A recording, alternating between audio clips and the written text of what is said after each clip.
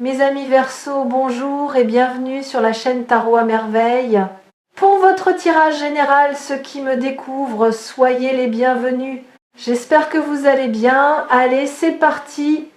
Il existe des rencontres que l'on ne planifie pas.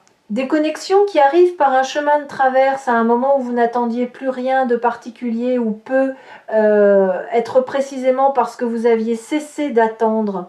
Ces connexions-là ont une texture différente des autres. Elles portent quelque chose d'indéfinissable, une qualité de reconnaissance, comme si quelque chose en vous savez déjà, avant même que votre esprit ait eu le temps de formuler quoi que ce soit. Ce que nous allons explorer ensemble aujourd'hui, c'est exactement ce type de connexion. Une présence qui a été placée dans votre chemin non pas par hasard, non pas par coïncidence, mais par quelque chose de plus vaste, de plus intelligent que ce que nos esprits humains peuvent pleinement saisir. Appelez cela Dieu, l'univers, la providence, la force du destin. Le nom importe moins que la réalité de ce que vous ressentez quand vous touchez à cette vérité. Et la vérité, la voici, quelqu'un vous recherche activement, avec une intention claire et une énergie qui ne faiblit pas. Bienvenue sur Tarot à Merveille. Laissez ce message faire son chemin en vous. Pour commencer, je veux déconstruire quelque chose. Un mot, un seul, rechercher. Parce que ce mot est au cœur de tout ce qui se passe autour de vous en ce moment et il mérite qu'on s'y arrête vraiment, qu'on le retourne dans tous les sens pour en extraire toute la richesse. Rechercher, ce n'est pas attendre. Ce n'est pas espérer passivement qu'une rencontre survienne. Rechercher, c'est un acte délibéré. C'est se mettre en mouvement vers quelque chose ou quelqu'un, parce qu'une partie de soi sait que ce quelqu'un existe, que cette connexion est réelle, et qu'il vaut la peine de faire le chemin pour la trouver. Quand on recherche quelque chose de précieux, on ne baisse pas les bras au premier obstacle. On ajuste sa trajectoire, on continue. On porte en soi une certitude tranquille qui dit « je sais que c'est là, quelque part, et je n'abandonnerai pas avant de l'avoir trouvé ». C'est exactement ainsi que la personne dont l'énergie est si puissante dans cette lecture se positionne par rapport à vous. Non pas dans une posture de chasseur ou de conquête, ce n'est pas cela, mais dans celle de quelqu'un qui sait que vous existez dans son univers, que la connexion entre vous est réelle et significative, et qui avance vers vous avec une détermination douce mais absolument constante. Maintenant, parlons de Dieu ou de cette intelligence supérieure, cette force organisatrice qui tisse les fils invisibles de nos vies d'une façon que nous ne comprenons souvent qu'après coup. Il y a des moments dans une vie où l'on regarde en arrière et où l'on voit avec une netteté saisissante la logique cachée derrière des événements qui semblaient sur le moment n'avoir aucun sens. La rupture qui vous a brisé le cœur et qui, rétrospectivement, vous a libéré pour quelque chose de bien plus grand. Le détour professionnel qui vous a amené exactement là où vous deviez être. L'ami perdu de vue est retrouvé au moment précis où vous en aviez le plus besoin. Ce n'est pas du hasard.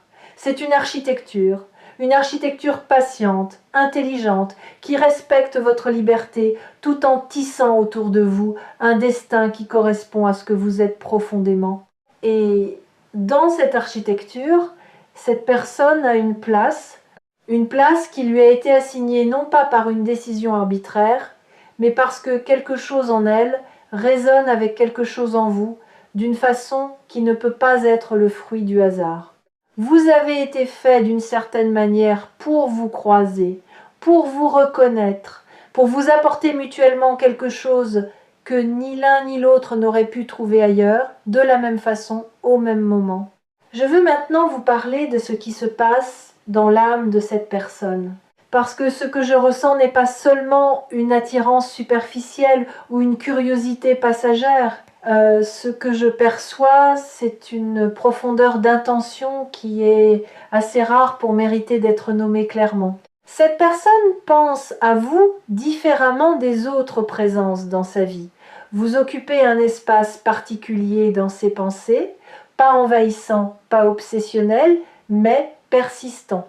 Comme une note de musique qui continue de résonner longtemps après que la mélodie s'est arrêtée. Elle peut être en train de faire une chose tout à fait ordinaire, préparer un repas, marcher dans la rue, s'endormir le soir, et quelque chose la ramène à vous, une sensation, une image, le souvenir d'une phrase que vous avez dite, d'une façon que vous avez de regarder les choses. Ce n'est pas elle qui cherche à vous y ramener, ça arrive tout seul. Et c'est précisément le signe que cette connexion dépasse la dimension purement choisie ou construite. Elle est inscrite quelque part de plus fondamental, dans quelque chose que les traditions spirituelles appellent l'âme, et que la science n'a pas encore tout à fait les mots pour nommer. Il y a une question que je veux poser ici, non pas pour vous mettre mal à l'aise, mais parce qu'elle est au cœur de votre prochaine étape. Est-ce que vous vous sentez cherchable? C'est une question qui peut sembler étrange au premier abord, mais réfléchissez-y un instant.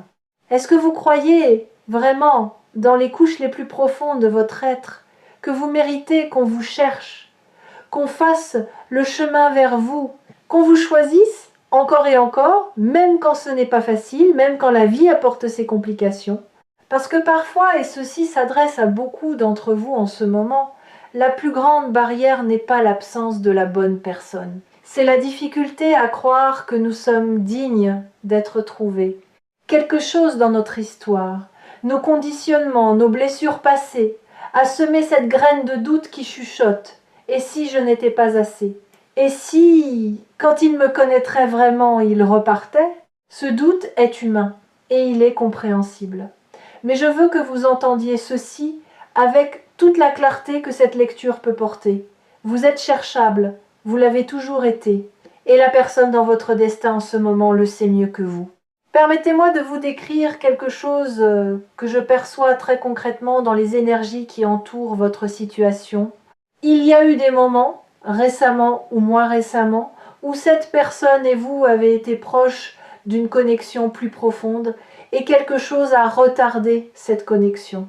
Peut être un timing légèrement décalé, peut être une maladresse, une peur de l'un ou de l'autre, un contexte de vie qui n'était pas encore favorable, peut être simplement que vous n'étiez pas encore prêts l'un pour l'autre de la façon dont vous l'êtes maintenant. Ces moments manqués ne sont pas des échecs, ils font partie du processus. Ils étaient nécessaires pour que vous grandissiez chacun de votre côté, pour que vous arriviez à cette rencontre pleinement, avec la maturité et la profondeur que ni l'un ni l'autre n'auriez eu avant. Ce que je vois maintenant, c'est une fenêtre qui s'ouvre, un alignement planétaire, humain, divin, appelez-le comme vous voulez, qui crée les conditions pour que ce qui n'a pas pu se produire avant puisse enfin se déployer. Et le destin, dans son intelligence particulière, a attendu précisément ce moment. Ici, sur Tarot à merveille, nous parlons souvent de destins amoureux, et ce qui rend cette lecture exceptionnelle, c'est la nature de l'intention portée par cette personne envers vous.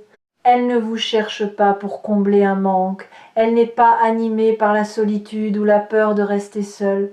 Ce qui la porte vers vous, c'est quelque chose de beaucoup plus pur, une reconnaissance, une sensation, au fond d'elle-même, que vous êtes quelqu'un d'important pour son chemin de vie. Pas de façon romantique et floue, de façon concrète, ancrée, réelle. Elle vous cherche parce qu'elle perçoit en vous quelque chose qu'elle n'a pas trouvé ailleurs. Une façon d'être dans le monde, une profondeur, une authenticité, peut être même une fragilité que vous cachez soigneusement, mais qu'elle devine et qui lui inspire non pas de la pitié, mais une forme de tendresse protectrice. Ce que cette personne veut vous offrir, c'est un espace dans lequel vous seriez entièrement visible et entièrement en sécurité au même moment. Ces deux choses ensemble, être vu et être en sécurité, c'est l'essence même de ce que l'amour peut offrir de plus précieux.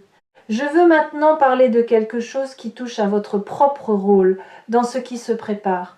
Parce qu'un destin, aussi beau soit-il, se vit à deux. Et vous avez une part active à jouer. Il ne s'agit pas de faire des efforts extraordinaires, ni de vous transformer en quelqu'un d'autre. Il s'agit d'une chose beaucoup plus subtile. Restez présent à vous-même. Continuez à vivre, à vous nourrir, à cultiver ce qui vous rend vivant, vos passions, vos amitiés, votre relation à votre propre espace intérieur. Ne pas vous mettre en veille dans l'attente de cette personne. Parce que c'est justement quand vous vivez pleinement votre propre vie que vous émettez l'énergie qui attire à vous ce qui vous est destiné. Ce n'est pas un paradoxe. C'est une loi spirituelle qui se confirme encore et encore. On attire ce qui résonne avec notre propre vibration. Et votre vibration en ce moment, quand vous êtes aligné avec qui vous êtes vraiment, est d'une beauté et d'une puissance remarquable. Alors continuez, soyez vous-même avec courage, faites les choses qui vous font du bien, prenez soin de votre corps, de votre esprit, de vos liens. C'est la meilleure préparation possible à ce qui vient. Il y a une dimension de cette lecture que je n'ai pas encore abordée et elle est importante, la dimension de la foi. Non pas la foi au sens dogmatique ou institutionnel, mais la foi dans son sens le plus nu et le plus humain. Cette capacité à continuer d'avancer même quand on ne voit pas encore où le chemin mène. À faire confiance au mouvement de la vie même quand les preuves extérieures sont encore discrètes. À tenir debout dans l'espace entre ce qu'on espère et ce qu'on peut voir. Vous avez cultivé cette foi. Même dans vos moments de doute, et il y en a eu, je le perçois dans votre énergie, vous avez continué d'avancer.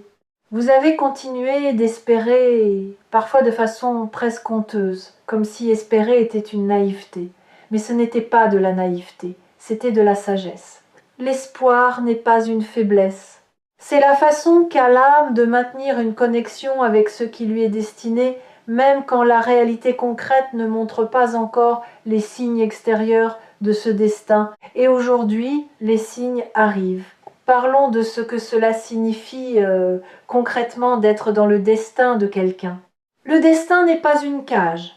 Ce n'est pas une histoire écrite à l'avance dans ses moindres détails, où chaque geste est prédéfini et où vous n'avez aucune marge de manœuvre.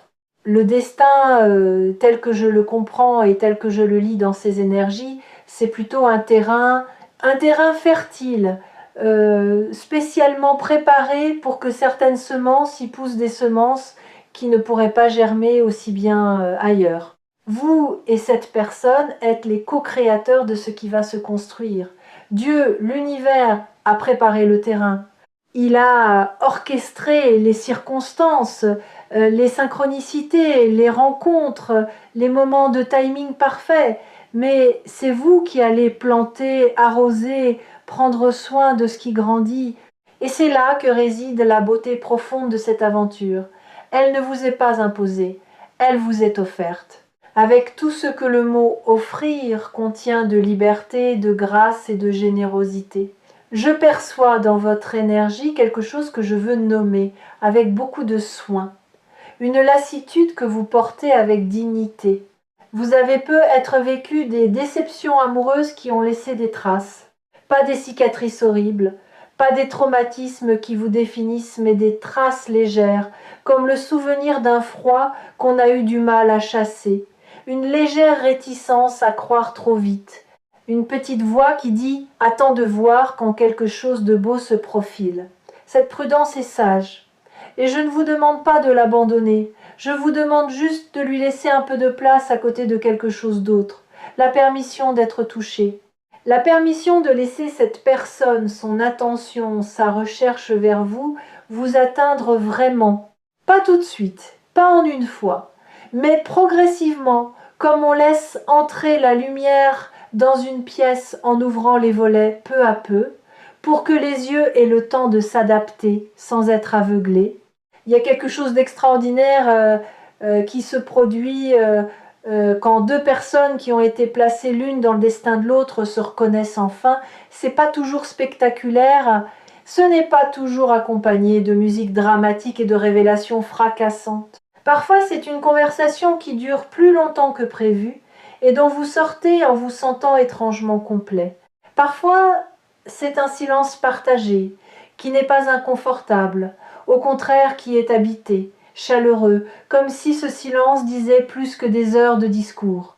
Parfois, c'est simplement le fait de se retrouver à penser à quelqu'un au moment précis où cette personne pense à vous. Ces petits miracles de synchronicité sont les signatures du destin, les façons qu'a l'univers de vous dire « oui, vous êtes sur la bonne piste, continuez ».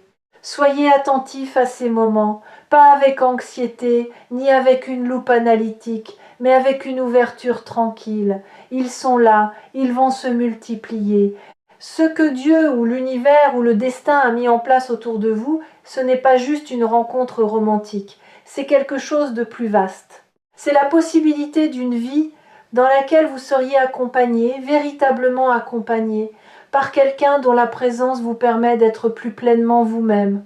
Parce que les bonnes présences dans une vie ne nous rapetissent pas. Elles ne nous étouffent pas. Elles nous donnent plus d'espace pour exister, pas moins.